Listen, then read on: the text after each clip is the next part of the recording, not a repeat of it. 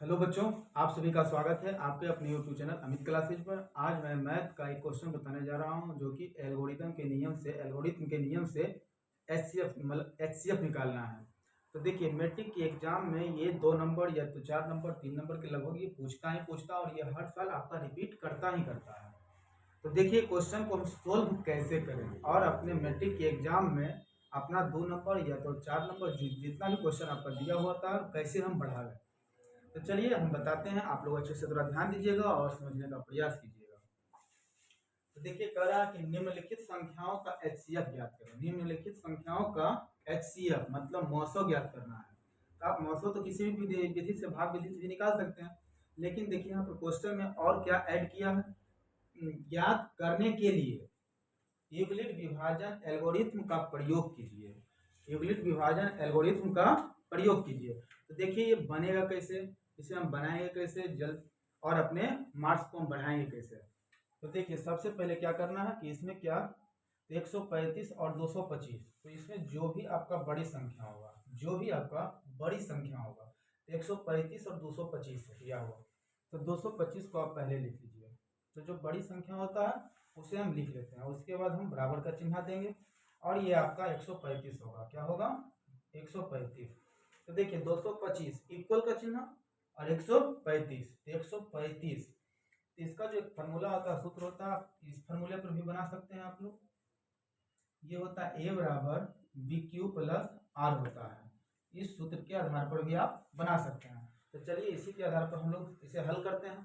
तो 135, तो ये आपका बी क्यू हो गया, तरह से कर सकते हैं। तो 135 में आप किस संख्या से गुना करें ताकि 225 आ जाए और नहीं तो उससे कम आ जाए। तो 225 लाने के लिए 135 में हम कितना से गुना करें? तो अगर हम 2 से गुना करते हैं तो ये 270 हो जाएगा। तो 270 जो कि 225 से ज्यादा है। तो देखिए, 225 लाने के लिए इसमें कितना गुना करेंगे? 1 से गुना करेंगे। तो 135 में अगर हम 1 से गुना करेंगे तो 135 गुना 1 135 होगा, और 225 लाना है।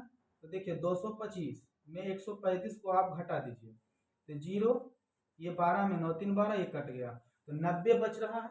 इसमें क्या करेंगे, जितना बच रहा है उतना हम शेष में जोड़ देंगे। 135 में 1 से गुना किए तो 135 आया, और 90 हम इसमें ऐड कर दिए, ये दोनों क्रिया करने के बाद 225 आ जाता है, और बीच तो ये इक्वल का साइन रह जाता है। उसके बाद क्या कीजिए कि आप 135 को उठाइए और इक्वल के इस साइड रख दीजिए। तो देखिए, 135 इक्वल के हम बाईं ओर ले चलाएंगे तो 135 आपका बाईं ओर आ गया, बराबर आपका ये जो शेष होता है आज हो गया, वो मतलब एक तरह से कह सकते हैं जो शेषफल होता है, रिमाइंडर हम बोलते हैं। तो ये 90 आपका यहाँ आ जाएगा, दाईं ओर रह जाएगा। तो बोलिए आप 135 इक्वल 90 क्या बराबर है? नहीं। तो अब 90 में हम कौन सी संख्या से गुना करें? 90 में हम कौन सी संख्या से गुना करें ताकि वो 135 आ जाए, नहीं तो उससे कम आ जाए। तो 90 में अगर हम 2 से गुना करते हैं तो 180 आ जाता है, जो कि 135 से काफी ज्यादा है। तो ऐसा करते हैं कि हम 90 में 1 से गुना करते हैं। 90 में हम 1 से गुना करने के बाद 90 को 1 में गुना करेंगे तो 90 होगा, और 90 में कितना जोड़े ताकि 135 आ जाए। इसी प्रकार आप लोग घटा लीजिएगा। तो यहाँ पर 45 जोड़ने के बाद, 45 जोड़ने के बाद तो 90 इकाई 90, हमें 45 जोड़ते हैं तो 135, तो दोनों तरफ क्या हो जाता है आपका LHS और RHS बराबर हो जाएगा। अब इस 90 को उठाइए और आप बाईं ओर रख दीजिए।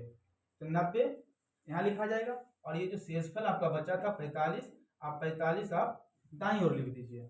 अब देखिए कि 45 में हम किस अंक से गुना करें, 45 में हम किस अंक से गुना करें ताकि वो 90 आ जाए।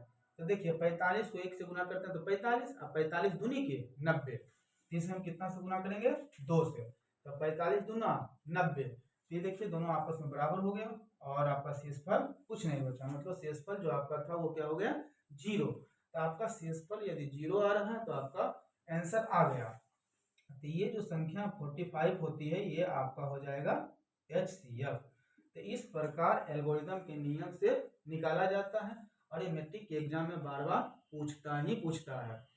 तो अगर ये आप वीडियो मतलब ये आप जो समझ गए हैं, तो ये 867 और 225 का यूक्लिड विभाजन के नियम से, एल्गोरिथम के नियम से निकाल कर HCF निकाल कर इसका आंसर बताइए और कमेंट बॉक्स में हमें जरूर बताइएगा।